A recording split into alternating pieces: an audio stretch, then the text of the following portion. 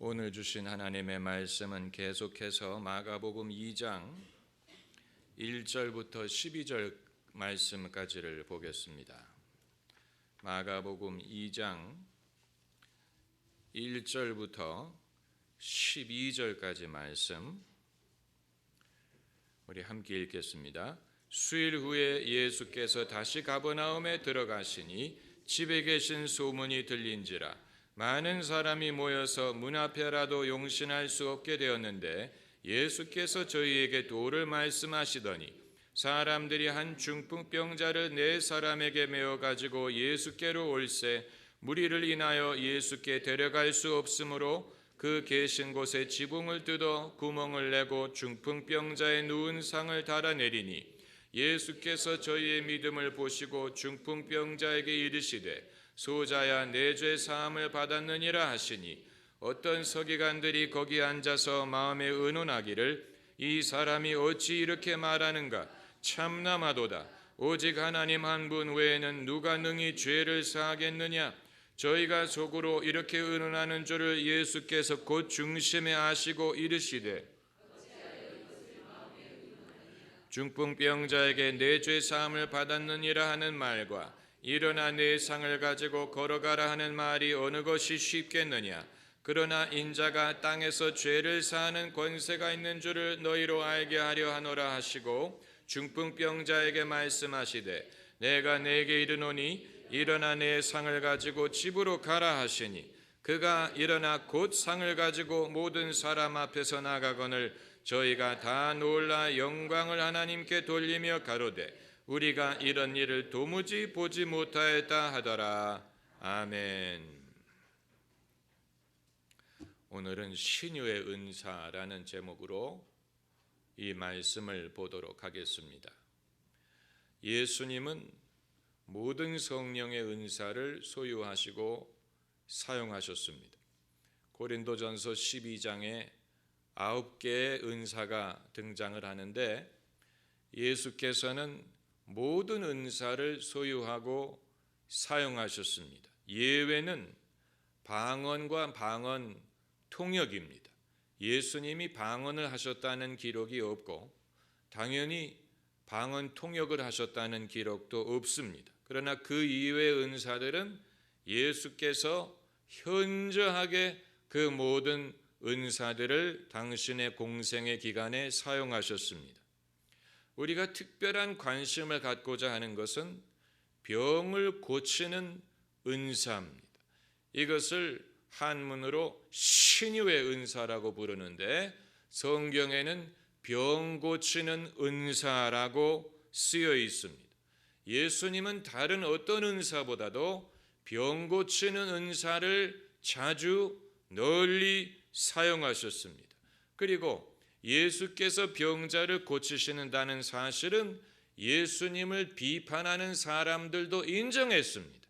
왜냐하면 바리새인들이 예수님이 안식일에 병을 고치는 것을 가지고 시비를 걸었기 때문입니다.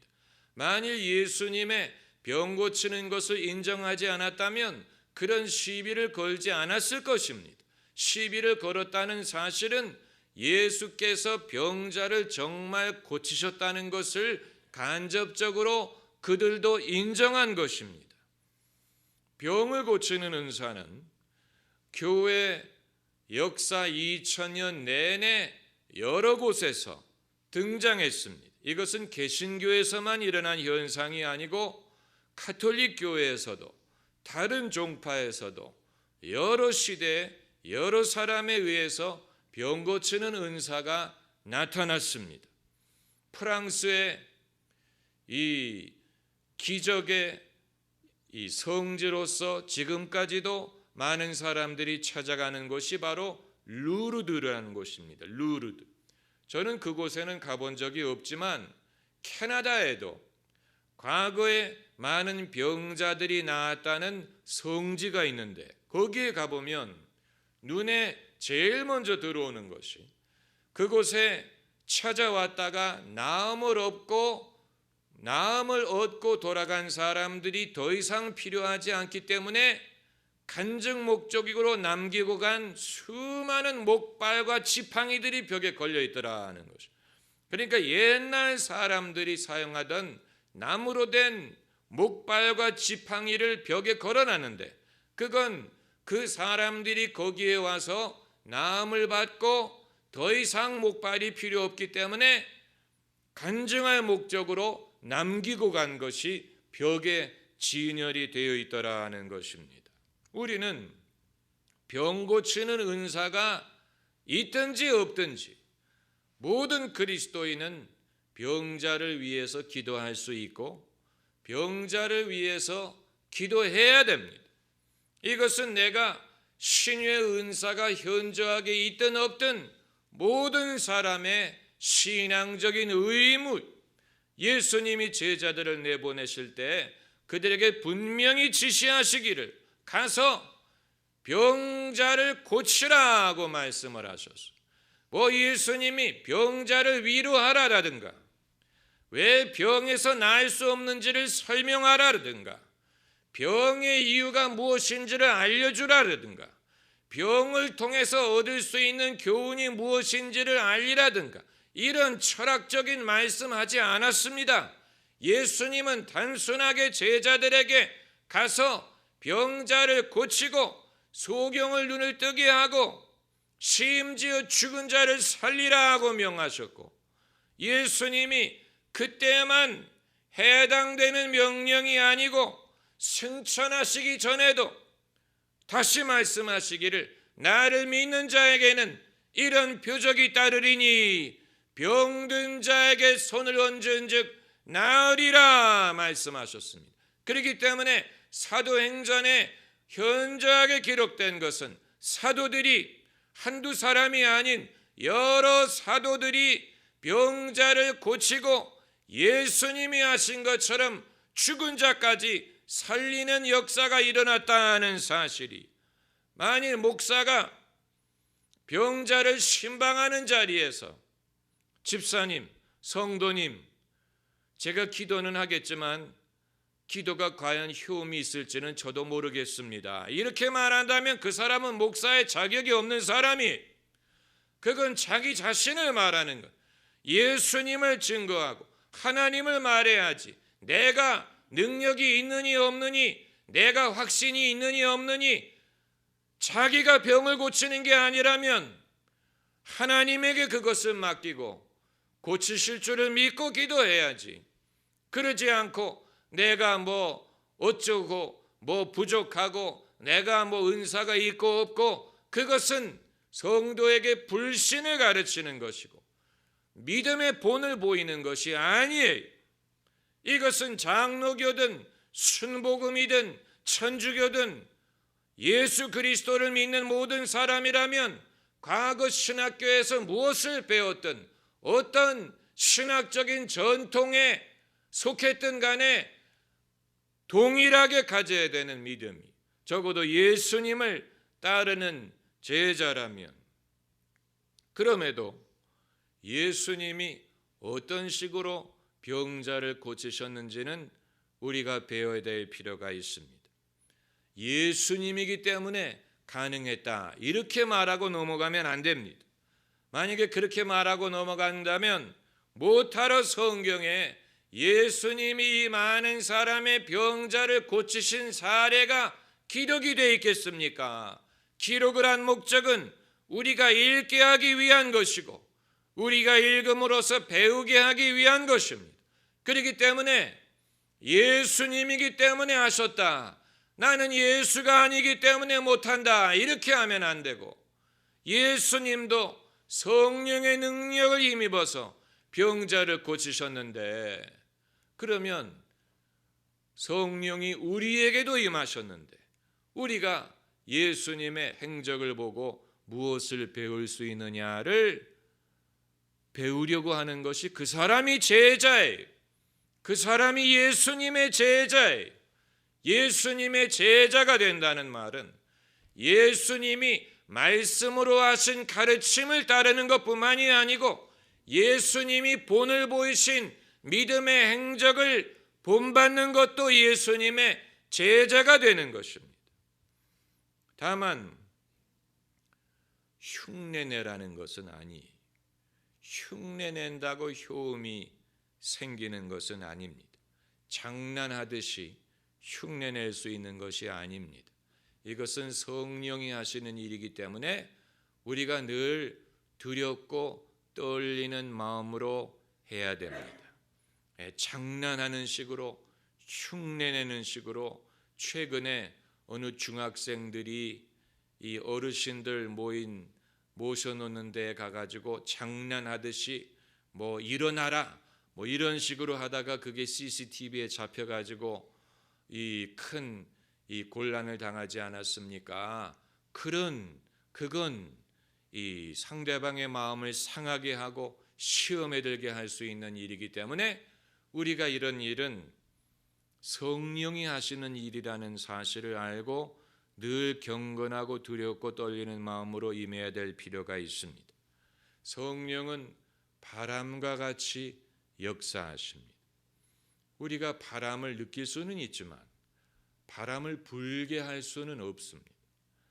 이 돛담배를 모는 사람이 바람을 기다려야 됩니다. 뭐 연을 날리든 뭐 글라이더를 날리든 바람을 기다릴 수는 있지만 바람을 만들 수 없는 것처럼 우리가 성령의 역사하시는 것을 감지하고 분별할 수는 있지만 우리의 임의대로 성령이 역사하게 하실 수는 없습니다. 우리가 성령을 종처럼 부릴 수 없습니다. 성령님 이거 하세요. 성령님 저렇게 하세요. 이런 식으로 성령을 부릴 수 없습니다. 그 반대입니다. 성령이 우리를 부리시는 것입니다. 할렐루야. 성령이 우리를 부리실 수 있도록 우리를 성령에게 맡길 수는 있지만 내 임의로 성령님 저 사람 고치세요. 성령님 여기에 은사 주세요. 성령님 이거 하세요 저거 하세요라고 성령을 부릴 수 없습니다. 왜냐하면 성령은 하나님이시기 때문에.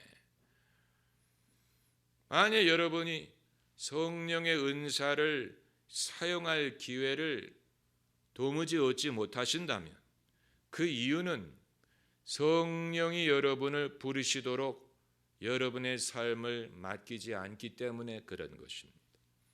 내 몸은 성령의 성전이니 내 입은 성령의 도구이니 성령이 하나님의 뜻에 따라 사용하옵소서. 이런 식으로 우리의 삶을 적극적으로 성령에게 맡기면 성령이 하나님의 뜻을 쫓아 우리를 통하여 역사하시는 빈도가 더 많아집니다.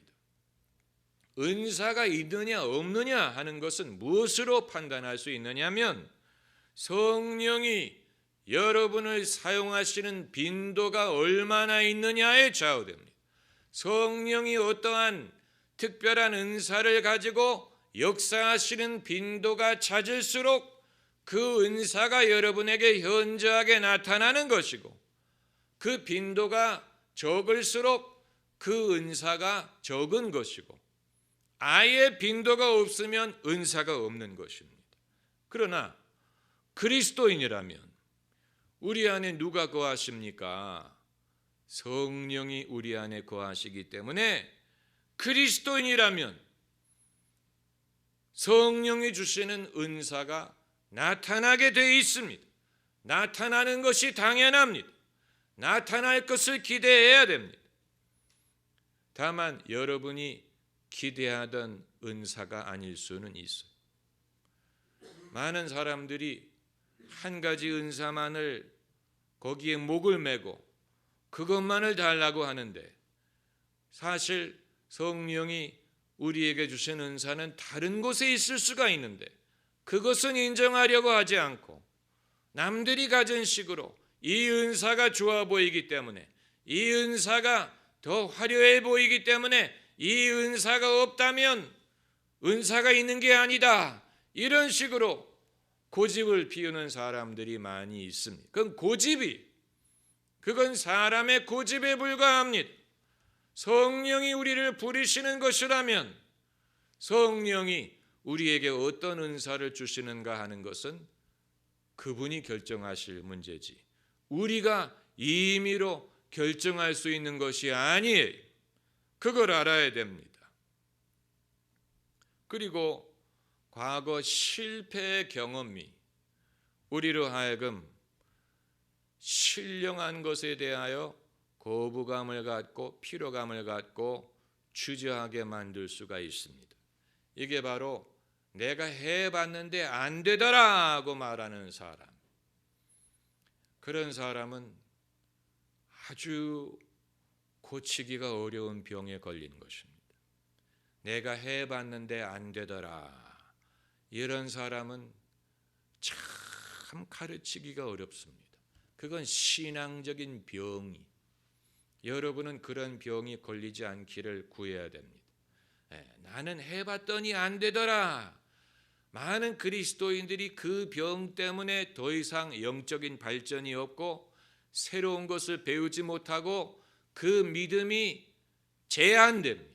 해봤더니 안 되더라. 여러분, 사람이 해봤더니 안 되기 때문에 더 이상 안 한다면 이 세상에 무슨 일을 할 수 있는 사람은 아무도 없을 것입니다. 도대체 처음부터 잘 되는 사람이 몇 명이나 됩니까?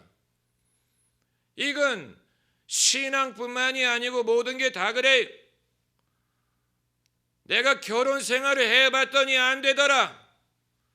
그 사람은 독신으로 살아야 된다는 얘기입니까? 아니죠. 이혼을 했더라도 재혼해서 행복하게 사는 사람 많아요. 내가 건강하게 살려고 했는데 안 되더라. 한번 병이 걸렸다고 그 사람이 일평생 병자로 살라는 법은 없습니다. 얼마든지 건강을 회복해서 건강하게 살 수 있습니다. 신앙도 마찬가지. 만일 베드로가 내가 예수님을 3번이나 부인했기 때문에 더 이상 제자가 될 수 없다, 해봤는데 안 되더라 하고 포기했다면 베드로는 더 이상 예수님의 영광을 경험하지 못했을 것입니다. 사람이 겸손하다는 것은 자기가 과거에 해봤는데 안 됐지만 그건 내가 잘못했기 때문에, 부족했기 때문에, 미숙했기 때문에, 때가 아니었기 때문에, 뭔가 부족했기 때문에 그랬을 것이다 라고 생각하고 다시 배우고 시도할 수 있는 사람이, 그 사람이 겸손한 사람이. 반대로 해봤더니 안 되더라, 그래서 안 하는 사람은 교만한 사람이, 자기가 뭐라고 한 번 해봤는데 안 되면 안 된다고 결론을 내릴 수 있다는 얘기입니까? 그건 배우는 사람의 자세가 아니, 배우는 사람은 그런 마음을 갖지 않습니다. 처음부터 잘하는 사람은 아무도 없어요. 무엇을 하든지 간에. 신유의 은사가 있는 사람들의 경험을 들어보면, 본론으로 들어가서 신유의 은사가 있는 사람들의 경험담을 들어보면 몇 가지 공통점을 발견할 수가 있습니다. 첫째는 병자에 대한 긍휼한 마음을 가졌다는 공통점이, 병자를 아주 긍휼히 여기고 불쌍하게 여기고 도와주려는 마음을 가졌어요. 성 프란시스는 오죽하면 문둥병자의 몸에 환부의 고름을 입으로 빨았다, 이런 말이 있지 않습니까? 이건 정말 그를 성자로 만드는 일이죠. 사람들은 문둥병자를 가까이 하려고 하지도 않는데 성 프란시스는 문둥병자의 환부의 고름을 입으로 빨았다. 그건 그 사람을 긍휼히 여기는 마음이 없으면 할 수 없는 일입니다. 병자에 대해서 소가 닭 보듯 몸이 아픈가비요, 이렇게 넘어가는 사람은 병자를 위해서 기도할 아마 가능성이 별로 없습니다. 병자를 보면 긍휼히 여기는 마음, 문제는 여러분, 그 마음을 주님이 주신다는 사실, 그 긍휼한 마음이 주님의 마음이라는 것을 알아야 돼요. 주님의 마음을 느낄 때 주님이 하고자 하시는 일을 우리가 발견할 수가 있는 것이죠. 그리고 두 번째 공통점은 병자를 긍휼히 여기는 것뿐만이 아니고 병자의 아픔을 자기도 느낍니다. 뭐 하루 종일 느끼는 건 아니. 그러나 병자를 접했을 때 그 사람의 아픔을 공감할 수 있는 능력을 가졌어요. 실제로 그래서 상대방이 가슴이 아프다. 그럼 내가 그 사람을 만났을 때 나도 가슴이 아파. 그 사람이 뭐 다리가 아프다. 내가 그 사람을 만났을 때 나도 다리가 아파. 이건 이제 그 사람의 고난을 공감할 수 있는 능력이 물리적으로 나타나는 것입니다. 그래서 신유의 은사가 있는 사람은 병자가 자기가 어디가 아프다는 것을 말하기 이전에 그 사람이 어디가 아픈가를 알 수가 있어요. 많은 경우에 그 은사가 나타나요. 그러니까 사람이 자기에게 다가올 때 벌써 왜 오는지를 아는 거예요. 저 사람이 어디가 아프고 어디를 고쳐달라고 하나님이 나에게 보내셨구나. 말하지 않아도 알 수가 있어요. 성경을 보면 예수님이 병자들을 만나실 때 그 사람이 병을 말하지 않았는데도 예수님이 아실 때가 있었어요. 38년 된 병자에 대해서 예수님이 그 병이 오래된 줄 아시고 라는 구절이 있죠. 누가 얘기한 게 아니에요. 얘기하지 않았지만 예수님이 그 사람을 보는 순간에 그 병이 오래되었다는 것을 아셨어요. 그 이외에도 종류는 다르지만 문제가 있는 사람들이 예수님을 찾아왔을 때 예수님이 대화를 나누기도 전에 그 사람에게 어떤 문제가 있는지를 아셨어요. 이것은 성령의 역사인데 그냥 숨겨진 비밀을 이렇게 들여다보는 너 알고 보니까 갈비뼈가 하나가 없구나. 이런 식으로 숨겨진 것을 들여다보는 게 아니고 상대방의 괴로움을 느끼는 차원에서 하는. 우리가 무슨 투시의 은사라든가 그런 것을 생각하면 저 사람이 나를 들여다볼까 봐 겁이 난다 이렇게 생각을 하는데 성령의 역사는 그런 식으로 호기심을 충족시키는 게 아니고 상대방의 아픔을 느끼게 하고 공감하게 해서 그 사람을 긍휼히 여기는 하나님의 역사가 나타나게 하기 위한 것입니다. 할렐루야.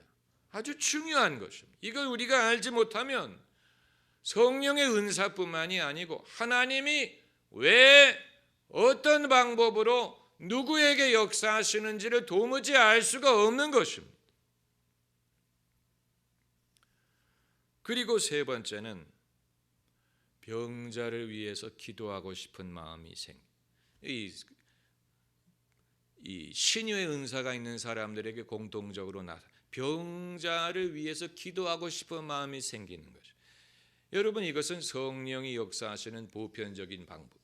다시 말하면 성령은 우리가 하기 싫은 것을 억지로 하게 하시는 분이 아니에요.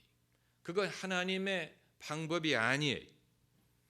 하나님은 그런 식으로 애들이 야채 먹기 싫어하는데 엄마가 야채 먹어라 하고 억지로 먹이는 식으로 하나님이 이건 좋은 거니까 해라 이런 식으로 억지로 하는 것은 하나님의 방법이 아니고 하나님의 방법은 당신의 백성들이 소원을 가지고 하나님의 뜻을 행하게 하는 것입니다. 그래서 하나님이 원하는 것을 우리도 원하게 만들고 하나님이 기뻐하시는 것을 우리도 기뻐하게 만들고 반대로 하나님이 싫어하는 것을 우리도 싫어하게 하시는, 그게 하나님이 역사하시는 방법이. 병자를 위해서 기도하는 것도 억지로 하게 하시는 것이 아니고 기도하고 싶은 마음을 기도하고 싶은 마음을 주신다는 사실이 벌써 하나님이 역사하신다는 증거예요. 그리고 넷째로는 좀 더 구체적으로 손이 뜨겁게 달아오는 경우가 많이 있다고 합니다.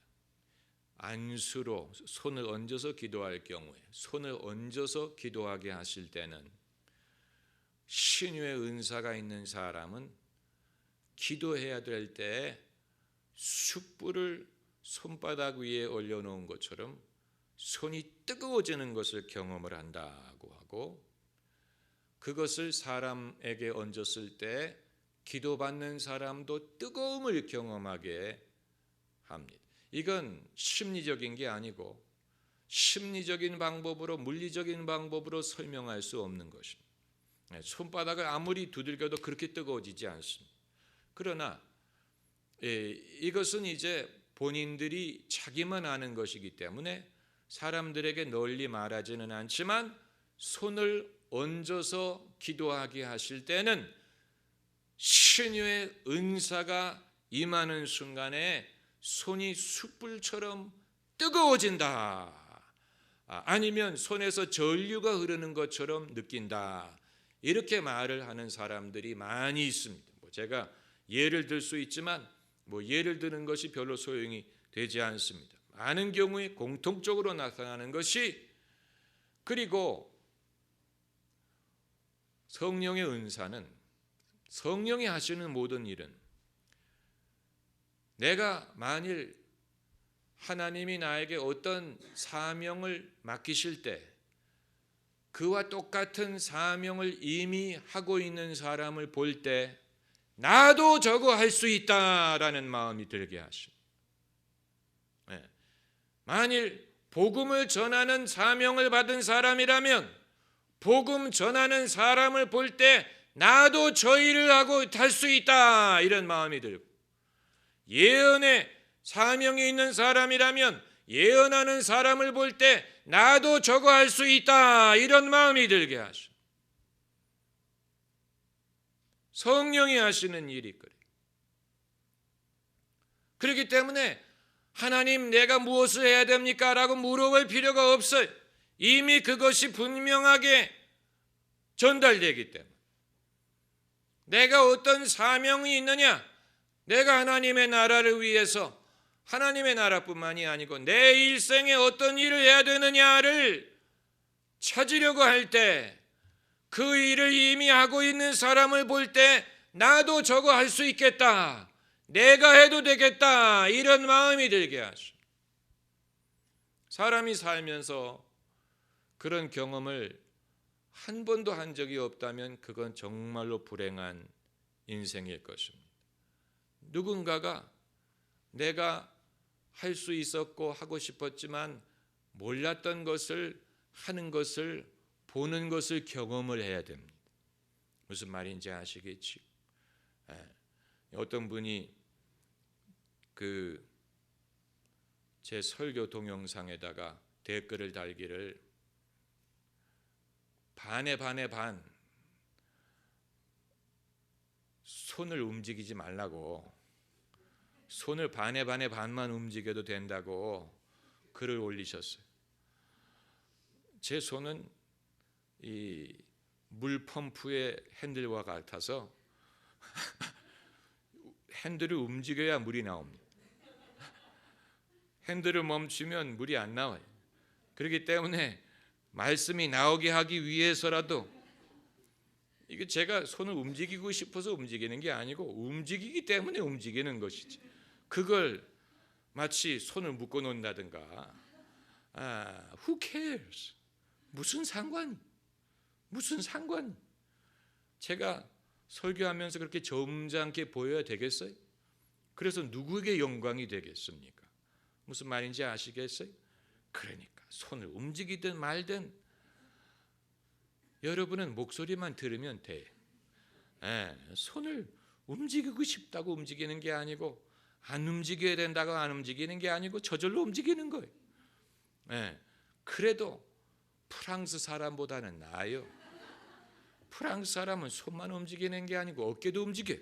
그래가지고 울랄라.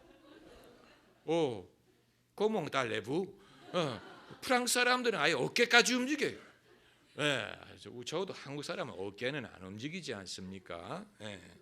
그러니까 펌프질을 한다 이렇게 생각을 하시면 돼.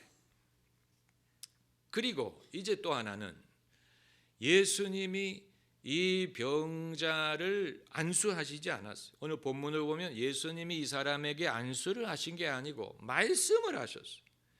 11절에 내가 네게 이르노니, 예수께서 중요한 말씀을 하실 때, 구체적인 대상에 대하여 분명한 말씀을 하실 때는 이 구절을 사용하셨어요. 내가 너에게 이르노니, 너 이외에 다른 사람이 아닌 너에게 말한다 하는데, I say to you, 내가 너에게 말하노니 일어나 내 상을 가지고 집으로 가라. 이것은 일반적으로 하나님 이 병을 고쳐주십시오라는 기도와는 다른 것입니다. 이건 기도가 아니고 명령이고 선포예요. 신유의 은사가 역사할 때 우리가 더 이상 간구하는 사람의 입장에서, 하나님에게 제3자의 입장에서 병자를 고쳐달라고 간구하는 것이 아니고, 우리가 하나님과 같은 편에 서서 하나님이 내 입을 통하여 병자에게 병이 나을 것을 명령하실 때가 있다는. 그래서 예수님이 병자를 고치실 때 네 병이 나았으면 좋겠다, 네 병이 낫기를 원하노라, 이런 식으로 소원이라든가 비는 말씀을 하시지 않고 명령하소서. 내가 너에게 말하노니 내 상을 들고 집으로 가라. 여러분, 중풍병자가 올 때에는 친구들이 그 상을 들고 거기에 누워서 왔는데, 이 병자가 자기 상을 들고 집으로 갈 수 있다면 더 이상 중풍병이 걸린 것입니까? 아닙니까? 아니기 때문에 그렇게 하는. 다시 말하면 예수님은 낫기를 기원하신 게 아니고 낫기를 어떻게 하셨습니까? 명령하셨어요. 낫기를 명령하셨어요. 이것은 흉내낼 수 있는 게 아니에요. 이건 큰 리스크가 걸려있는 말이에요. 만일 우리가 그런 말을 했는데 만일 그대로 이루어지지 않았다면 얼마나 민망하겠습니까? 얼마나 당황스럽겠습니까? 얼마나 괴롭겠습니까? 그러므로 이것은 흉내낼 수 있는 일이 아니. 그러나 제가 말씀드릴 수 있는 것은 정말로 신유의 은사가 역사할 때는 그런 생각을 할 겨를이 없어요. 그게 중요합니다. 정말로 은사가 역사할 때는 이거 내가 이렇게 말해서 안 되면 어떡하지? 누가 이거 듣고 오해하면 어떡하지? 누가 나를 광신이라고 욕하면 이런 생각을 할 겨를이 없어요. 생각하기 전에 말이 나와요. 생각을 하기 전에 말이 나와요. 왜냐하면 이것은 우리의 생각에서 나오는 말이 아니고 성령이 우리를 통하여 하시는 말씀이기 때문에 우리의 생각을 통하지 않아요. 이건 영으로 하는 말이에요. 생각으로 하는 말이 아니에요. 이렇게 하면 어떻게 될까? 안 되면 어떻게 할까? 이런 생각을 한다면 그건 성령이 역사하시는 것이 아닙니다. 예수님만 이런 식으로 병자를 고치신 게 아닙니다. 만일 예수님만 이렇게 하셨다면 이건 예수님에게만 가능했다라고 말하겠지만, 사도행전을 보면 제자들도 병을 고칠 때 동일한 방법을 사용했어요. 그래서 사도행전 4장에 미문가의 안전뱅이에게 베드로와 요한이 뭐라고 말했습니까? 은과 금은 내게 없거니와 내게 있는 것으로 너에게 주노니 나사렛 예수의 이름으로 일어나라. 똑같은 방법을 썼지. 이건 기도가 아니고 명령이. 이건 더 이상 기도가 아니고 이 순간에 예수님이 베드로와 같은 편에 서셔서 베드로의 입을 통하여 이 병자를 고치시는 것입니다. 그렇기 때문에 베드로가 낫기를 원하노라 라고 말한 게 아니고 나사렛 이름으로 예수의 이름으로 명하노니 일어나라 명하시. 그랬더니 병자가 일어났어요. 예수님이 행하신 일이죠. 예수님이 당신의 종을 통하여 역사하신 것입니다. 이것을 기록한 목적은 예수님의 이름에 권세가 있다는 것을 증거하는 것뿐만이 아니고 믿음의 사람이 어떻게 예수님을 증거할 수 있느냐를 보여주기 위한 것입니다. 많은 사람들이 이러한 기적을 심리학적인 방법으로 설명을 하려고 합니다. 그러니까 이건 정말 기적이 아니고 과학적으로 심리적으로 설명할 수 있는 것이다. 그래서 암시의 힘이다. 암시를 통해서 사람에게 할 수 있다, 할 수 있다, 해봐라, 해봐라 하면 암시가 이루어질 수 있는 것이다. 그리고 또 이건 언어의 힘이다, 말의 힘이다, 말이 씨가 된다라는 그런 차원에서 사람이 그 말의 언어가 힘이 있기 때문에 말을 함으로써 뭔가 거기에서 힘이 나타나는 것이다. 이런 식으로 설명을 하려는 사람들이 있는데 이게 일리가 없는 건 아니에요. 암시에도 어느 정도의 효험은 있어요. 암시. 그렇기 때문에 가급적이면 긍정적인 말을 해라. 말이 씨가 된다. 이건 이제 전부 다 어떤 믿음과는 별개의 문제로 예수 그리스도를 믿든 안 믿든 그냥 상식적인 차원에서 이제 설명할 수 있는 것입니다만은 심리적인 이유로 병이 생겼다면 심리적인 암시를 통해서 병을 고칠 수 있을지 모르겠지만 그게 아니고 물리적인 이유로 병이 생겼을 경우, 예를 들어서 눈에 눈알이 없다든가, 눈알이 없는 사람은 아무리 암시를 해도 눈알이 생기지는 않아요. 심리적인 충격으로 눈이 안 보인다.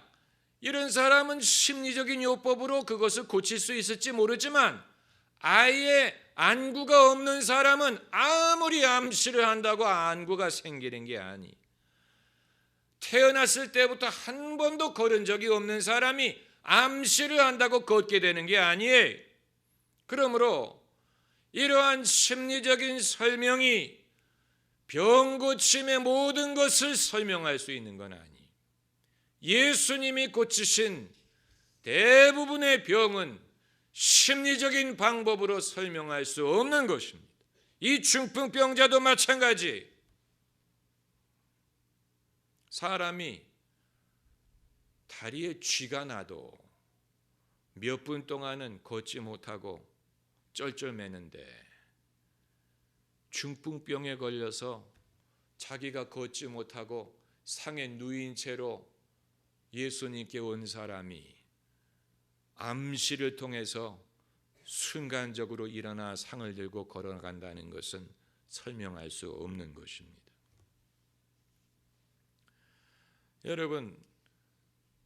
여러분이 개인적으로 신유의 은사가 있든 없든 이 말씀을 통해서 얻어야 될 교훈은 첫째는 주님이 우리를 사용하시리라는 것을 기대하라는 것입니다. 주님이 베드로든 요한이든 바울을 사용하신 것이지, 그들이 남들보다 더 경건하고 거룩해서 그들에게 그러한 어떤 능력을 소유한 것이 아닙니다. 성령이 그들을 통해서 역사하신 것입니다. 성령의 은사라는 말의 뜻이 바로 그것입니다. 성령이 역사하시지 않으면 베드로가 아무리 날고 기어도 중풍병자는 물론이고 감기된 사람도 고치지 못합니다. 이건 베드로 임의로 할 수 있는 게 아니, 성도 임의로 할 수 있는 게 아니, 그렇기 때문에 성령의 은사라고 하는, 이건 사람의 능력이 아니고 사람의 영성의 힘에 의한 것이 아니고 의지에 의한 것이 아니에요. 성령에 의한 것입니다. 성령이 우리를 통해서 역사하실 때에만 가능한 것입니다. 그러므로 우리의 삶을 성령에게 드려야 됩니다.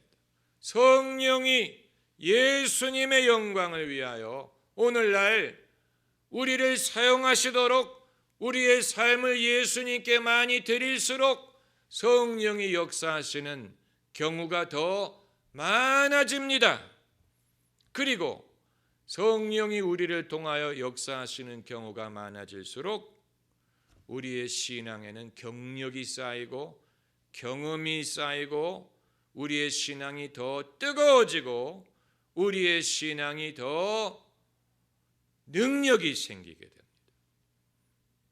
그러니까 내 자신의 목적만을 위하여 신앙생활을 하는 것과 성령이 나를 통하여 나를 도구로 사용하시는 것과 우리가 경험할 수 있는 뜨거움이나 능력에는 차이가 있습니다. 나만을 위해서 신앙생활하는 사람은 별로 경험할 수 있는 것이 그렇게 한계가 있지만, 성령이 나를 통하여 길에 걸어갈 때에든 식당에서든 셀 모임에서든 학부모들 모임에서든 친척들이 모인 자리에서든 처음 만난 사람에게든 성령이 나를 통하여 역사하시도록 내 삶을 드릴 때에는 언제 하나님이 나를 통해 역사하실지 우리도 모릅니다. 성경에 등장하는 사례들을 보면 미리 계획하고 만난 사람이 아니고 전부 다 우연히 만난 사람들이, 전부 다 우연히 만난 사람들에게 하나님이 역사하셨어요. 베드로가 미문가에 앉은 뱅이를 고치려고 거기를 간 게 아니고 기도 시간이 돼서 성전으로 올라가는 중인데 그 순간에 베드로에게 성령이 역사하신 거예요. 우연한, 사람의 입장에서는 우연한 거예요. 본문에서 이 중풍병자도 계획에 있던 것이 아니에요. 계획이 없었기 때문에 지붕을 뚫고 내려온 거예요. 우연한 만남이, 그러나 하나님이 정하신 때. 그러므로 성령이 우리를 통하여 역사하실 기회를 드리는 사람에게는 길에 가다가 주차장에서, 식당에서, 동창 모임에서, 가족 모임에서 언제 하나님이 누구에게 어떤 식으로 역사하실지 몰라요. 다만 그런 일들이 많아지게 됩니다. 할렐루야. 많아지게 됩니다. 내가 전혀 모르던 사람, 처음 만난 사람, 외국 사람, 안 믿는 사람, 교회 문턱에도 안 가본 사람에게 하나님이 나를 도구로 사용하셔서 그 사람의 병을 고치게도 하시고, 그 사람에게 위로의 말 전하게도 하시고, 그 사람의 근심하고 있는 부분에 대하여 하나님의 지혜를 전하게 하시고, 사람이 위로할 수 없는 슬픔에 대하여 하나님의 긍휼을 전하게 하시고, 그리고 영혼이 방황하는 사람에게 구원하시는 주님의 복음을 전하게 하시고. 여러분, 하나님은 주고 또 주시는 분이에요.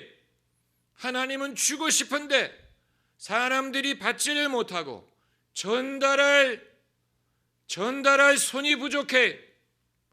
하나님의 선물을 전달할 손이 부족해.